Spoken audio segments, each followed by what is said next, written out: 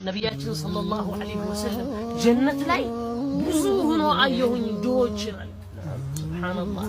ከዚያም ጀሃነም ላይ ደግሞ ብዙ ሴቶችን አየሁኝ። ከዚያም ሰሐቦች ተደናገጡ። ያ ረሱላህ ጀነት ላይ ድሆችን አያችሁ፣ ጀሃነም ላይ ሴቶችን አያችሁ ለምን? ድሆች በድህነታቸው አላህን ሲያመሰግኑ፣ ሴቶች ደግሞ በትዳራቸው ላይ ለባሎቻቸው አያመሰግኑም ማለት። ሱብሃንአላህ። ይሄ ነገር ሲያደርግላቸው ይሄ ነገር ይጎላል። አሁን እኮ ወንድ ልጅ ከእናቱ ይልቅ ለሴት ሚስቱ የሚጨነቅበት ሰዓት ላይ ነው።